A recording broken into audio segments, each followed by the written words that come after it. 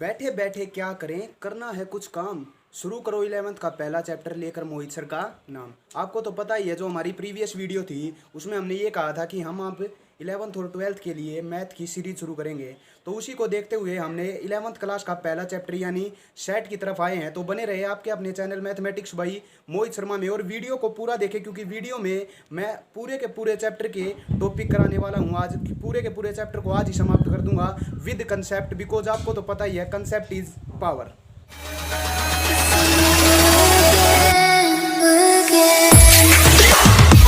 तो शुरू करते हैं हमारी वीडियो और देखते हैं कि हमारा सेट क्या होता है। तो इस वीडियो में हम ये सारे टॉपिक का जवाब देंगे, इन सारे टॉपिकों को पढ़ेंगे विद कंसेप्ट, क्योंकि हमें पता है कि कंसेप्ट ही क्या होती है, हमारी पावर होती है। तो सबसे पहले सीखेंगे हम सेट को, कि हमारा जो चैप्टर का नाम है, सबसे पहले सीखते हैं हम चैप्टर के नाम को। तो जो हमारा सबसे पहले चैप्टर का नाम है सेट, उसे सीखेंगे कि सेट होता क्या है, उसके बारे में उसकी फिर सीखेंगे उसकी types, means set builder form क्या होती है, कि सेट के हम दो फॉर्म सीखते हैं, एक सेट बिल्डर फॉर्म और एक सेट रोस्टर फॉर्म। इन चीज़ों को सीखेंगे। उसके बाद सीखेंगे हम कि फाइनाइट सेट क्या होता है, फिर सीखेंगे non finite set, null set, closed and open interval देखेंगे कि हमारे इंटरवल किस तरह के होते हैं, फिर सीखेंगे सबसेट क्या होते हैं हमारे, और फिर सीखेंगे power set, difference of set भी सीखेंगे, फिर सीखेंगे यूनियन ऑफ सेट और इंटरसेक्शन ऑफ सेट। और इसके बाद सीखेंगे एक महत्वपूर्ण टॉपिक, जो 13वां टॉपिक हमारा जो यहाँ लिखा नहीं गया है। तो पूरी के पूरी इस वीडियो में ये 12 के 12 टॉपिक सीखेंगे, और इनके बाद सीखेंगे सबसे इंपॉर्टेंट जो लास्ट एक्सरसाइज हमारी, जो आगे तक काम आएगी वो चीज़। तो शुरू करते हैं इन टॉपिकों को और देखते हैं कि किस तरह की होती हैं ये चीज़ें।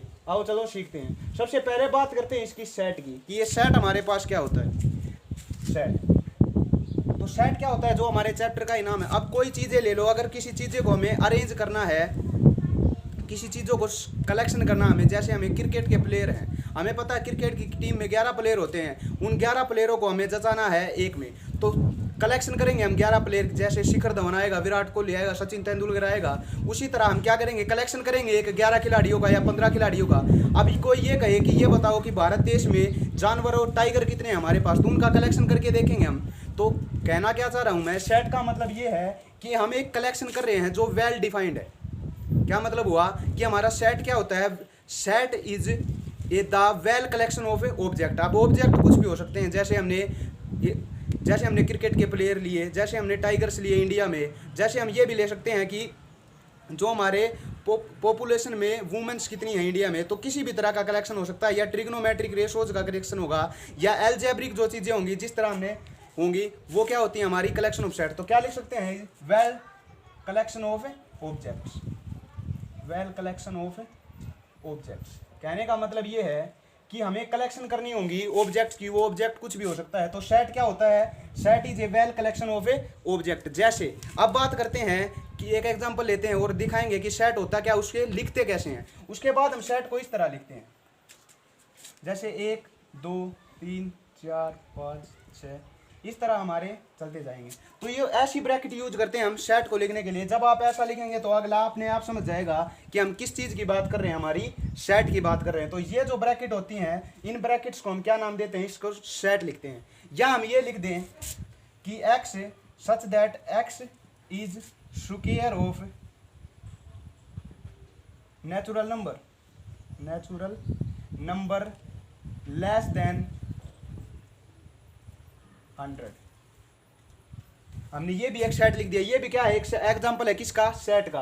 अब जो ये फॉर्म होती है हमारी, अब मैंने क्या कर दिया, सेट को तो आपको बता दिया कि सेट क्या होता है, एक वेल कलेक्शन ऑफ ऑब्जेक्ट होता है। वो ऑब्जेक्ट कुछ भी हो सकते हैं, जैसे ट्रिग्नोमेट्रिक रेशोज हुआ, क्रिकेट के प्लेयर हुए, जानवर हुए, आदमी हुए, कितने देश में आदमी होंगे, क्रिकेट के प्लेयर हुए, या हम ये कह सकते हैं कि शहर कितने हैं देश में, जिले कितने हैं। तो उन कोई भी चीज़, कोई भी ऑब्जेक्ट हो सकता है, उनका कलेक्शन को हम क्या नाम देते हैं, सेट का। अब सेट के मैंने एग्जांपल लिखे, तो ये हमारे पास क्या है, नेचुरल नंबर दिख रहे हैं जो 1 से स्टार्ट होकर हमारे इनफाइनाइट तक जा रहे हैं। या एक बार दूसरे सेट में हमने क्या लिखा कि x such that x is a square of natural number less than 100, कि मैंने क्या लिखा कि जो x होगा हमारा वो स्क्वायर होगा और जो 100 से छोटा होगा। अब ये दोनों फॉर्म मैंने अलग अलग लिख दी। ये कुछ अलग फॉर्म है किसकी, सेट की, ये कुछ अलग फॉर्म है, ये भी सेट की है। अब देखो इनको नाम देते हैं, एक होती है हमारी फॉर्म सेट की रोस्टर फॉर्म, और एक होती है हमारे पास टेबुलर फॉर्म। मीन्स किसका जिक्र कर रहा हूं मैं अब दूसरे और तीसरे टॉपिक पर आ गए हैं हमें। वो क्या है हमारे पास, सेट बिल्डर फॉर्म और सेट रोस्टर फॉर्म। सेट की दो फॉर्म यूज करते हैं हम इस चैप्टर में, पहले चैप्टर में 11th क्लास के में। सेट रोस्टर फॉर्म और सेट बिल्डर फॉर्म। अब ये दोनों में से एक इनमें से सेट रोस्टर फॉर्म है, एक इनमें से सेट बिल्डर फॉर्म है। अगर आपको पता हो तो झट देश ही मुझे कमेंट करके बता दो कि ये वो है ये वो है, ना तो मैं बताने वाला हूं। 5 सेकंड का समय आपके पास हो गई 5 सेकंड। अब बताते हैं कि इनमें से रोस्टर फॉर्म और सेट बिल्डर फॉर्म क्या है। तो सबसे पहले मैं आपको बताता हूं, आप अपने आप ही समझ जाएंगे कि इनमें से रोस्टर फॉर्म कौन सी है और बिल्डर फॉर्म कौन सी है। तो सबसे पहले बात करते हैं सेट बिल्डर फॉर्म की। तो सेट बिल्डर फॉर्म क्या होती है हमारे किसी सेट की। बिल्डर फॉर्म वो होती है जिसमें हम सिर्फ एक चीज से पूरी की पूरे उस सेट को डिफाइंड कर देते हैं। मींस एक ट्रिक यूज करेंगे, एक लाइन लिखेंगे हम, उसके जरिए हम पूरे के पूरे सेट को डिफाइंड कर देंगे कि सेट इस तरह का है। तो आप समझ ही गए होंगे मैं किस तरह के सेट की बात कर रहा हूं। दूसरे नंबर के सेट की, इसकी सेट की कहने का मतलब हमने एक ट्रिक लिखी कि x is a square of natural number less than 100। तो आप पता चलेगा आपको कि इनकी रोस्टर फॉर्म क्या होगी। किसकी बात कर रहा हूं मैं, कि नेचुरल नंबर के स्क्वायर की बात कर रहा हूं जो 100 से कम होंगे। कहने का मतलब एक का स्क्वायर एक, फिर क्या आएगा हमारे पास 4, फिर क्या 9, फिर 16, फिर 25, इस तरह चलेंगे हमारे 100 तक, इस तरह चलेंगे 100 तक। तो मैंने क्या जिक्र किया कि x is a square of natural number less than 100। तो हम क्या करेंगे टेबुलर फॉर्म में, तो एक ट्रिक यूज करेंगे, एक लाइन लिखेंगे। कहने का मतलब ये है जिससे हमें ये पता चलेगा कि वो चीजें अक्सर में हैं क्या। तो ये क्या है, इसकी रोस्टर फॉर्म है। अब रोस्टर फॉर्म की बात करें कि रोस्टर फॉर्म क्या होती है हमारी। रोस्टर फॉर्म वो फॉर्म होती है जिसमें हम कोमाज या ब्रैकेट का यूज करते हैं, जिसमें हम एल्जेब्रिक जो नंबर होते हैं उनका यूज करते हैं विद कोमाज। कहने का मतलब कोमा लगाएंगे और एल्जेब्रिक जो चीजें होंगी उनका यूज करेंगे। जैसे हमारे पास एक एग्जांपल लेते हैं, जैसे हम मैथमेटिक्स लिख दें, क्या लिख दें, मैथमेटिक्स, और ये कहे आपसे कि इसकी सेट बनाओ, तो हम क्या लिखेंगे, MATHEM और फिर ए क्या हमारा दोबारा यूज हुआ तो दोबारा नहीं लिखते हैं, ए के बाद आते हैं टी भी दोबारा आ गया, फिर आई, फिर सी और फिर एस। तो ये क्या होगी इसकी रोस्टर फॉर्म। रोस्टर फॉर्म क्या है, इनके बीच में क्या आएगा हमारे पास, कोमा जाएंगे। तो बात समझ में आई कि सेट की रोस्टर फॉर्म और बिल्डर फॉर्म क्या होती है। सेट की रोस्टर फॉर्म तो वो होती है जिसमें हम ब्रैकेट और कोमाज का यूज करके एल्जेब्रिक चीजें लिखते हैं, तो वो क्या होगी हमारी सेट की रोस्टर फॉर्म होगी। उसके बाद बात करते हैं सेट बिल्डर फॉर्म कि सेट की बिल्डर फॉर्म क्या होगी। सेट की बिल्डर फॉर्म वो होगी जिसमें हम एक इक्वेशन लिखेंगे, एक ट्रिक लिखेंगे, जिसके माध्यम से हम ये बता सकते हैं कि हम किस चीज का जिक्र कर रहे हैं। जैसे तो स्क्वायर था, जहाँ हम ये लिखे कि x is such that x is a natural number less than 10। कहने का मतलब हम 1 से 10 तक के नेचुरल नंबर की बात कर रहे हैं। ये तो था हमारा सेट रोस्टर और बिल्डर फॉर्म। बात समझ में आई। एक और एग्जांपल लिखते हैं हमें, फिर आप बताना कि ये रोस्टर फॉर्म है या बिल्डर फॉर्म है। जैसे हमने लिखा x सच दैट, ये हमारी नोटेशन होती है किसको, सेट बिल्डर फॉर्म को लिखने की। ये ब्रैकेट x फिर 2 बिंदी mean such that x is equal to 2 की power n and n is less than 5। हमने क्या लिख दी, ये क्या हमारी सेट बिल्डर फॉर्म है। अब इसको ये कहे कि सेट बिल्डर फॉर्म को सेट की रोस्टर फॉर्म में चेंज करो। अब ये क्या कह रहा है कि x इज इक्वल टू 2 की पावर n लेनी है और जो हमारा n होगा वो लेस देन होगा 5 से। अब यहाँ पुट करेंगे और क्या करेंगे, इसकी रोस्टर फॉर्म निकालेंगे। कैसे, ब्रैकेट तो सेम, अब 2 की पावर 1 करते हैं सबसे पहले, नेचुरल नंबर, और क्या लिखेगा कि n हमारा क्या है, एक नेचुरल नंबर है, तो 2 की पावर 1 क्या होगी हमारे पास 1। उसके बाद 2 की पावर 2 4, 2 की पावर 3 8, 2 की पावर 8, 2 की पावर 1 क्या होगी 2 होगी, 2 की पावर 2 4, 2 की पावर 3 8, 2 की पावर 4 क्या होगी 16, और लेस देन 5 का है तो यही तक जाएगा हमारा, 5 नहीं लेंगे। अब इसको कर देते हैं बंद। तो ये थी इसकी बिल्डर फॉर्म और ये थी सेट की रोस्टर फॉर्म। तो ये थी हमारी सेट की 2 फॉर्म जिसके हम क्वेश्चन भी करेंगे चैप्टर में कि सेट की रोस्टर फॉर्म और बिल्डर फॉर्म। अब चलते हैं हमारे नेक्स्ट पार्ट की तरफ। कहने का मतलब हमने सेट सीख लिया, फिर सीख लिया सेट की बिल्डर और रोस्टर फॉर्म। अब चलते हैं इसके नेक्स्ट पार्ट की तरफ, मींस फाइनाइट और नॉन फाइनाइट सेट की तरफ। कि हमारे फाइनाइट और नॉन फाइनाइट क्या होते, सेट कौन से होते हैं। ठीक है, अब इन्हीं सेटों के जरिए हम ये कह दें कि ये बताओ कि भारत में जानवर कितने हैं। अब कोई आपसे ये कहे कि एक कलेक्शन करो, सेट बनाओ एक, जिसमें हम इंडिया के सारे जो एनिमल होंगे उनके बारे में लिखेंगे। ठीक है, क्या लिख दिया, set x such that x is the animals present in India, animals present in India. एक ये सेट बनाया, और एक क्या सेट बनाया हमने कि x such that x is natural number less than natural number, और एक सेट बनाया हमने x such that x is natural number but natural number less than 15।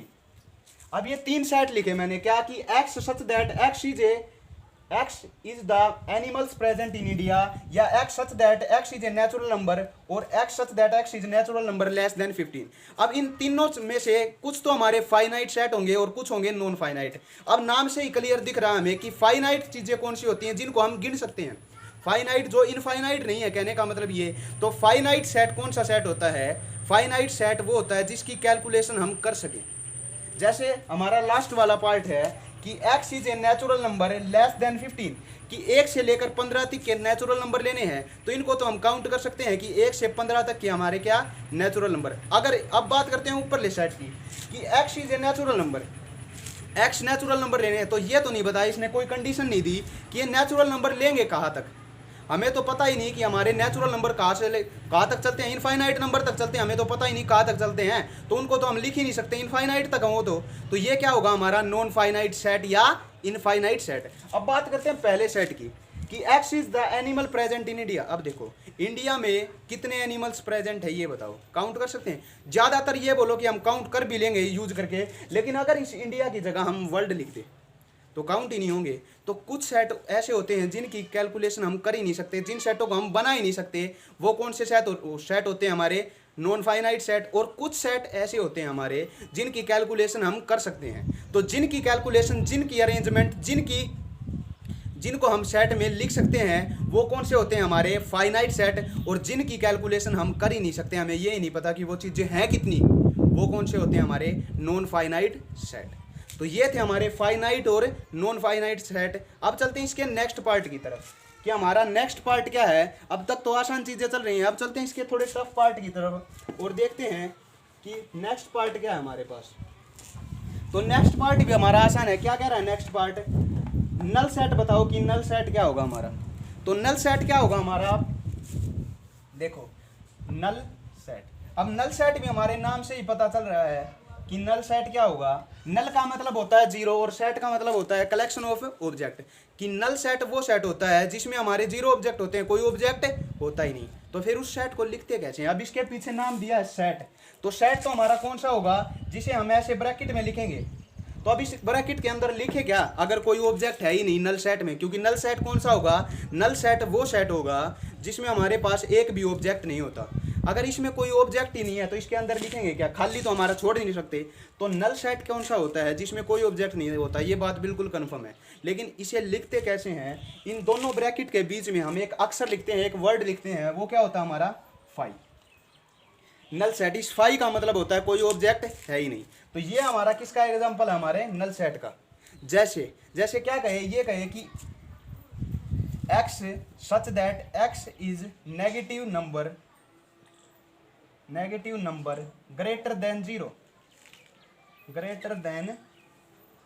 अब कई बच्चे कहेंगे कि सर आप पागल हो गया, क्योंकि जीरो से बड़ा लेना है हमने x और नेगेटिव नंबर। कहने का मतलब ये है कि हमें उन नंबरों का सेट बनाना है जो नेगेटिव भी हो और जीरो से बड़े भी हो।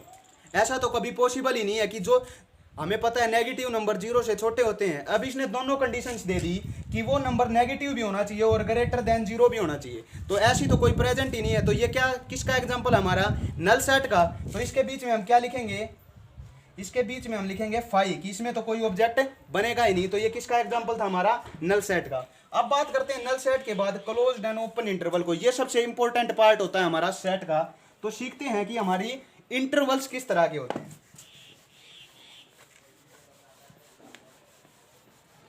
तो सबसे इंपॉर्टेंट पार्ट की तरफ आते हैं, हमारे क्लोज्ड एंड ओपन इंटरवल की तरफ। अब इंटरवल्स का जो टॉपिक होता है हमारा सेट में, सबसे ज्यादा क्वेश्चन सेट में से इस इंटरवल के ऊपर ही पूछे जाते हैं। अब क्या कहे, अब एक सेट देखो, विद एग्जांपल बताऊंगा कि ये कहे कि x such that x is, ये कहे x लेस देन 6 और ग्रेटर देन 1। कि जो हमारा x होगा वो 1 से तो बड़ा होगा और 6 से छोटा होगा। तो हम इसे कैसे लिखेंगे? इंटरवल की फॉर्म में। तो इसे हम लिखते हैं 1 6, ऐसे लिखते हैं हम। अगर ये कहे कि x है हमारा वो 1 से तो बड़ा है और 6 से छोटा है, लेकिन 6 के बराबर भी हो सकता है। कहने का मतलब ये फॉर्म लिखे कि x जो होगा वो 1 से तो बड़ा होगा और 6 के बराबर या 6 से छोटा होगा, 6 से छोटा होगा, कि जो 6 से बड़ा, 6 के बराबर या 6 से छोटा होगा। तो इस फॉर्म को हम कैसे लिखते हैं? इसको लिखते हैं हम ऐसे 1 6। कहने का मतलब अब दोनों चीजें आ गई। ये जो फॉर्म होती है हमारी, ये जो साइन होता है, ये होता है ओपन इंटरवल का। ओपन इंटरवल हम कहाँ यूज करेंगे? जिसमें हम लेस देन या ग्रेटर देन होगा, कि वो 1 से बड़ा लेना है, मतलब 1 के बराबर नहीं लेना। तो उस तरफ से हम क्या लिखते हैं? ओपन चीज छोड़ देते हैं, ओपन ब्रैकेट छोड़ देते हैं। अब 6 से छोटा लेना है, 6 के बराबर तो नहीं लेना ना, तो यहां से भी हमने क्या कर दिया? ओपन छोड़ दिया। अब इससे बंदा समझ जाएगा, जिसे इंटरवल का ज्ञान है, नॉलेज है, कि ना तो 1 लेना और ना 6 लेना। इस 1 और 6 के बीच में नंबर लेने हैं, जितने होंगे, जैसे 2 3 4 और 5। लेकिन इस ब्रैकेट को देखने के बाद क्या लग रहा है? इधर से तो ये ब्रैकेट क्या है हमारी? ओपन है। ओपन है तो मतलब ये है कि 1 से बड़ा लेना है, 1 नहीं लेना। लेकिन यहां से हमारी पास क्या है? ये ब्रैकेट हो गई क्लोज। ये जो साइन होता है हमारा, ये होता है क्लोज ब्रैकेट का। अब क्या है कि 6 लेना है और 1 नहीं लेना, तो 1 से लेकर 6 तक के हमारे नेचुरल नंबर लेने होंगे। तो ये थे हमारे क्लोज इंटरवल। लेकिन अगर ये कहे कि हमारा जो x होगा वो 1 से बड़ा और 1 के बराबर और 6 से छोटा और 6 के बराबर होगा, तो क्या करेंगे? अब 1 भी लेना है और 6 भी लेना है, तो दोनों तरफ से हम ब्रैकेट को क्या करेंगे? क्लोज। तो इसको हम नोटेशन कैसे लिखेंगे? इंटरवल की फॉर्म में इसे लिखेंगे 1 और 6, दोनों तरफ से क्या होगी हमारी? ब्रैकेट बंद। और अब की बार चौथी जो फॉर्म होगी वो ये कहे कि हमारे x से बड़ा लेना है और इक्वल टू, लेकिन 6 से छोटा लेना है, इक्वल टू नहीं लेना। तो क्या करेंगे? अब की बार इधर से क्लोज कर देंगे इस तरह और इधर से ओपन रख देंगे। तो ये थी हमारी क्लोज और ओपन इंटरवल, जो पूरी तरह आपको एक ही एग्जांपल से सिखा दिए कि क्या ये जो सिंबल होते हैं ये होती है हमारी ओपन इंटरवल की, ये जो सिंबल होता है ये होता है क्लोज इंटरवल का। और ओपन इंटरवल वहाँ लिखते हैं हम जो नंबर हमें लेना नहीं है, उससे बड़ा या छोटा लेना है। और क्लोज ब्रैकेट हम यहाँ लिखते हैं जहाँ हम वो नंबर लेने हैं। जिस तरह यहाँ थे हमारे पास दोनों 1 भी लेना है और 6 भी, मतलब 1 के बराबर भी है और 6 के बराबर भी। तो ये हमारा इंटरवल क्या होगा? क्लोज। जिस तरफ से जैसे x 1 से बड़ा लेना था तो उस तरफ से रख दिया हमने ओपन इंटरवल, और 6 से छोटा लेना था तो उससे रख दिया हमने क्लोज इंटरवल। तो ये थी बात हमारी ओपन और क्लोज इंटरवल के बारे में। अब एक एग्जांपल और लेते हैं ओपन और क्लोज इंटरवल का ही। देखो, जैसे ये कहे कि x such that x is less then 6 but equal और ग्रेटर देन 0। ये क्या कह रहा है हमारे पास? ये हमारी सेट बिल्डर फॉर्म, याद रखना सेट बिल्डर फॉर्म है ये। अब ये क्या कह रहा है कि x जो हमारा होगा वो 6 से तो छोटा होगा, लेकिन 0 से इक्वल टू और ग्रेटर देन होगा, मतलब 0 या 0 से बड़ा होगा और 6 से छोटा होगा।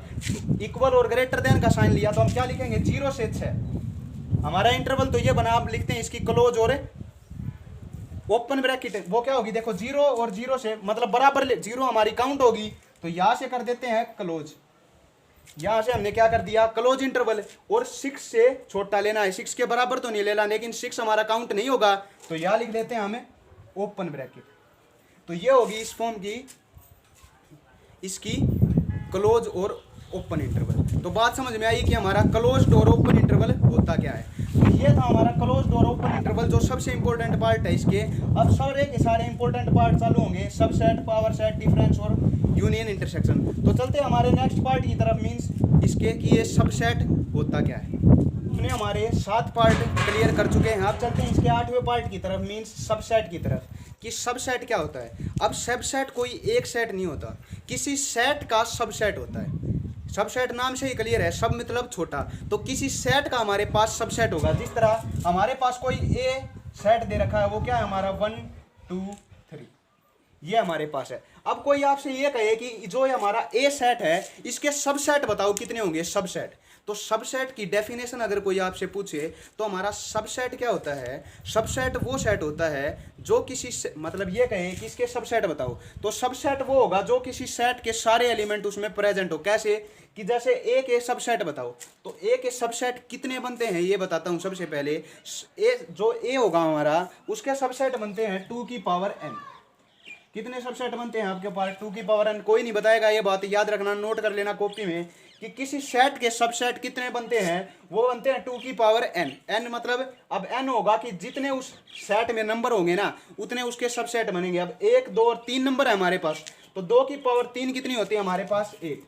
तो इस सेट के सबसेट कितने बनेंगे 8। अब वो 8 सबसेट कौन कौन से होंगे वो क्या होंगे, देखो सबसे पहले लिखते हैं इस तरह ही लिखते हैं हम सेटों को। तो सबसे पहले पहला एलिमेंट मीन्स 1, एक सेट क्या बन गया, एक सबसेट ये।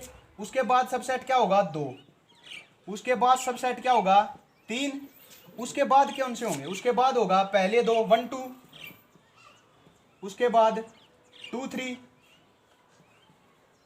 उसके बाद 3 1। कितने हो गए हमारे पास 1 2 3 4 5 6, 2 रह गए, क्या बनेंगे 1 3 हो गया 3 1 हो गया। अब देखो 2 1 और 3 2, 2 1 और 3 नहीं, सीधे चलते हैं। तो देखो 1 2 हो गया 2 3 हो गया, 1 3 बचा तो 1 3 लिख दिया हमने, और 2 3 हो गया, 3 1 भी हो गया, 2 1 बच गया, या 3 2 बच गया हमारे पास,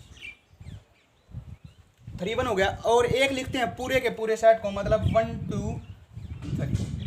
हम वापिस नहीं चलेंगे उल्टा, जैसे मैंने आपको उल्टा चल के बताया था ना, कैंसिल कर दिया उनको कि पहले 1 का 1, फिर 2 का 2, फिर 3 का 3, फिर पहले दोनों 1 2, फिर 2 3, फिर 3 1 पूरे, या 1 3 भी लिख सकते हैं 1 3 या 1 2 3, फिर तीनों के तीनों। तो कितने सेट बने 1 2 3 4 5 6 7 8। हमने पहले ही बता दिया था कि इसके सबसेट कितने बनेंगे हमारे पास 8। तो किसी सेट के सबसेट कितने बनते हैं 2 की पावर n बनते हैं। कहने का मतलब ये है कि n क्या होगा, जितने नंबर उस सेट में प्रेजेंट होंगे अगर उसे 2 की पावर में रख दें तो उतने क्या बनते हैं उसके सबसेट बनते हैं। अब वह सबसेट की डेफिनेशन पूछे कि ये हमारा क्या है, एक सबसेट है।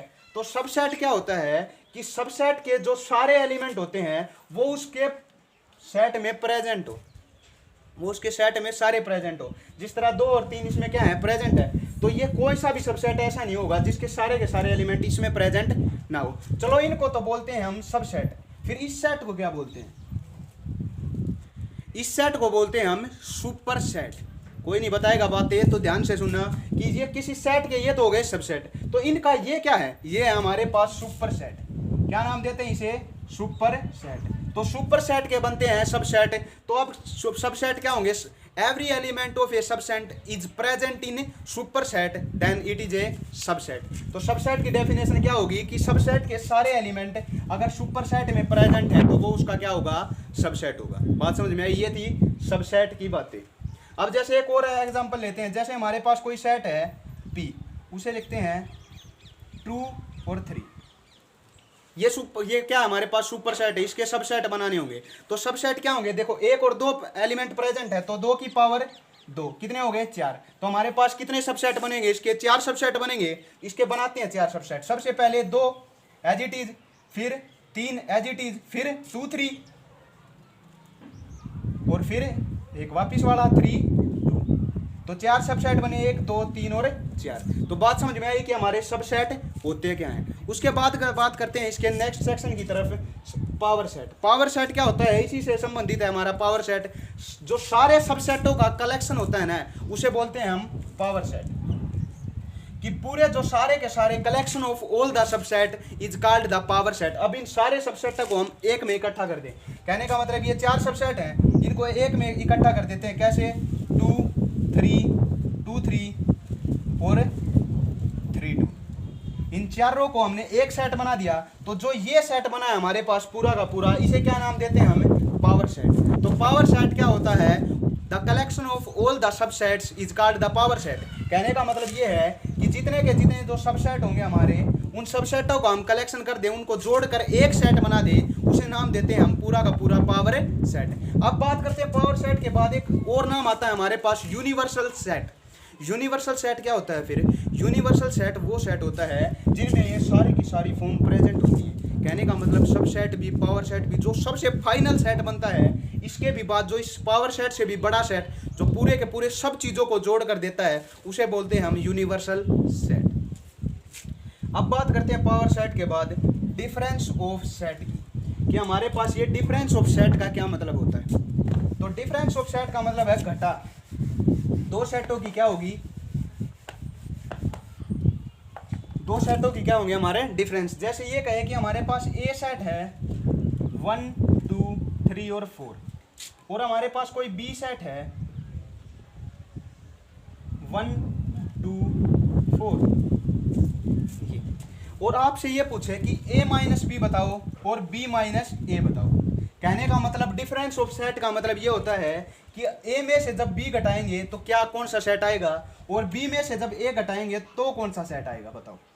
तो डिफरेंस का मतलब ये क्या होता है, जैसे हमें 4 में से 2 लेस करना हो तो क्या लिखते हैं हम? 4 में से 2 गए 2, या ये कहे कि 4 में से 1 लेस करना हो तो कितने बचेगा? 3। तो क्या हुआ कि ये मान लो a, ये है b, तो a में से b घटाने पर 3 बचा, तो b इस a के वो सारे एलिमेंट जो b में प्रेजेंट ना हो। कहने का मतलब ये है कि अगर a में से b के सारे एलिमेंट निकाल लें, घटा दें, तो हमारे पास क्या बचा? a माइनस बी आया।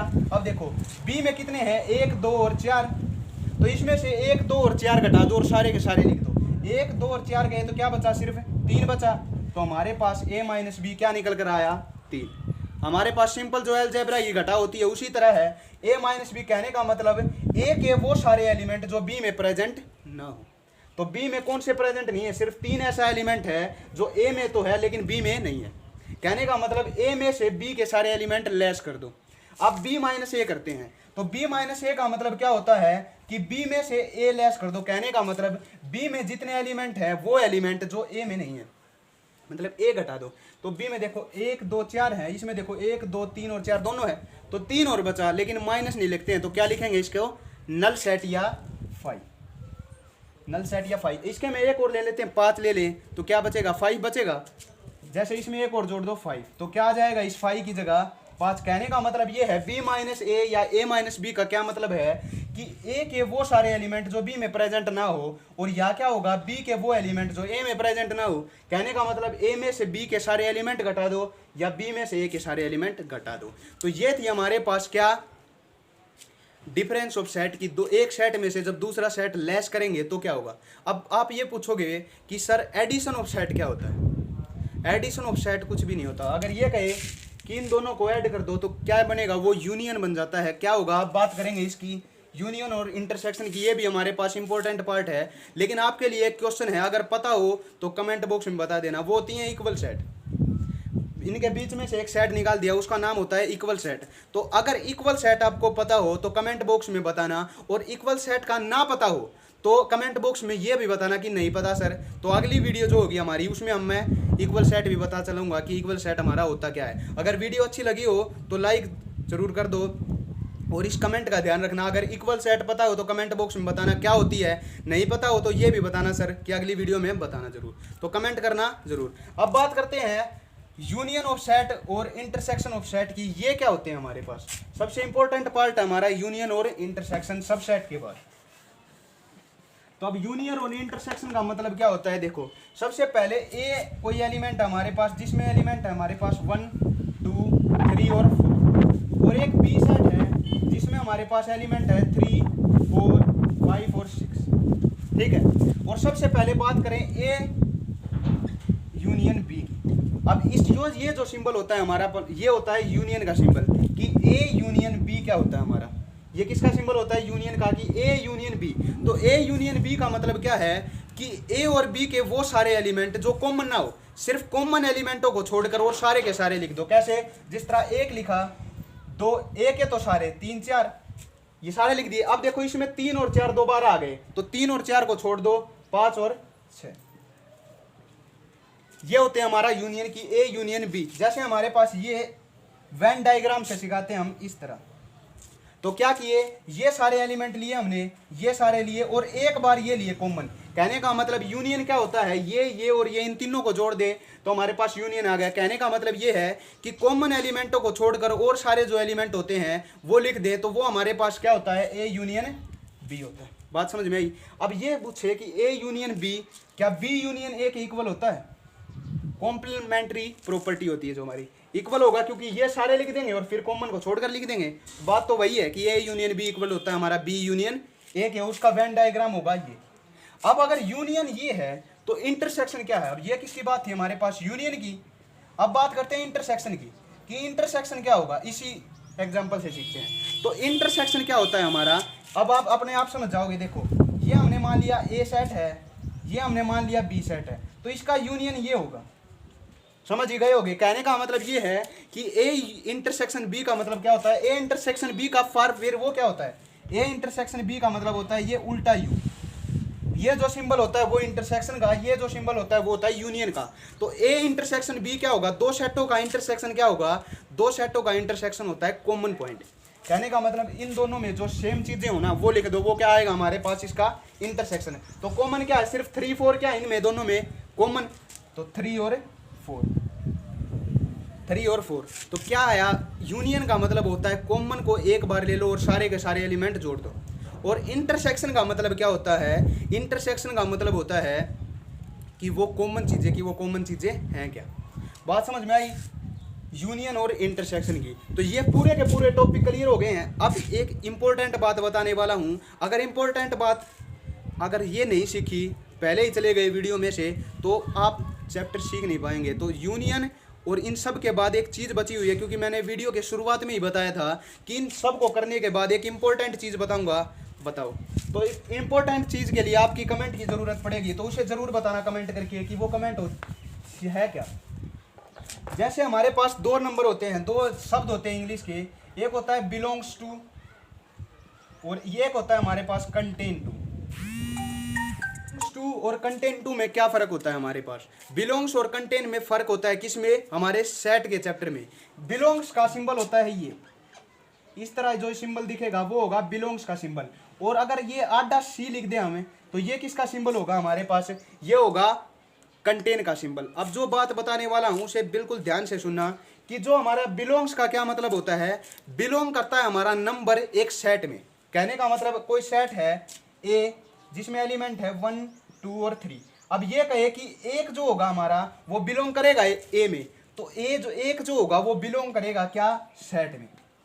ये क्या हमारे पास एक एलिमेंट है, एलिमेंट क्या करता है, बिलोंग करता है, और एक सेट क्या करता है, कंटेन। अब मैं ये नहीं लिख सकता इसको कि 1 जो होगा वो कंटेन करेगा ए में, ये बात गलत है, ये सही है।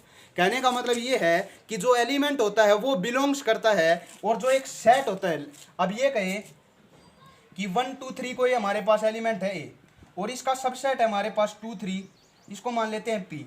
तो अब क्या लिखेंगे, पी है वो कंटेन करेगा ए में, पी बिलोंग्स नहीं करेगा ए में। कहने का मतलब ये बताना चाहता हूं मैं कि बिलोंग्स क्या करते हैं, बिलोंग्स करता है एक एलिमेंट सेट में और एक सेट बिलोंग करता है सेट में। कहने का मतलब बिलोंग नहीं, कंटेन करता है सेट में। बात समझ में आई कि बिलोंग्स क्या होता है, एक एलिमेंट करेगा बिलोंग्स और एक सेट करेगा कंटेन। और इसके बाद जो हमारी लास्ट एक्सरसाइज है सेट की, उसमें हम यूज करते हैं यूनियन इंटरसेक्शन का कंसेप्ट। अगर आपको वो एक्सरसाइज समझ में ना आए, वैसे तो मैंने इस पूरे के पूरे चैप्टर का जितने भी टॉपिक थे वो आपको समझा दिए हैं बिल्कुल अच्छी तरह, लेकिन फिर भी आपको अगर कोई दिक्कत हो इस चैप्टर में, कोई क्वेश्चन करते वक्त, कोई एक्सरसाइज करते वक्त अगर कोई भी दिक्कत मिले तो मुझे कमेंट बॉक्स में बता देना कि सर उस एक्सरसाइज का वो क्वेश्चन है। मैं ये क्लियर के साथ बता सकता हूँ कि सिर्फ आपके लिए मैं एक क्वेश्चन की भी वीडियो अपलोड कर सकता हूँ। तो ये ना शर्माए मत कि मुझे एक सवाल नहीं आया, सर क्या सोचेंगे, सर क्या सोचेंगे। पूरे चैप्टर की मुझे ज़रूरत नहीं है, मुझे ज़रूरत है सिर्फ आपके साथ की। तो अगर आपको एक क्वेश्चन ना आए, 2 क्वेश्चन ना आए, जितने भी क्वेश्चन ना आए उससे कमेंट बॉक्स में बताना, मैं उसे आपके लिए पक्का बिल्कुल क्लियर करके बता दूंगा। तो इस वीडियो को शेयर करें, लाइक करें और चैनल को सब्सक्राइब करें ताकि अगले जो चैप्टर की वीडियो बने, अगले जो चैप्टर का कंसेप्ट हो वो आपको सबसे पहले पता चले। तो जितना उसके इस वीडियो को शेयर भी करें ताकि हर एक बच्चे को जो पढ़ना चाहते हैं और जिन्हें मीडियम नहीं मिल रहा उनके को पढ़ने का अब मौका मिले, वो भी आपके साथ पढ़ सके।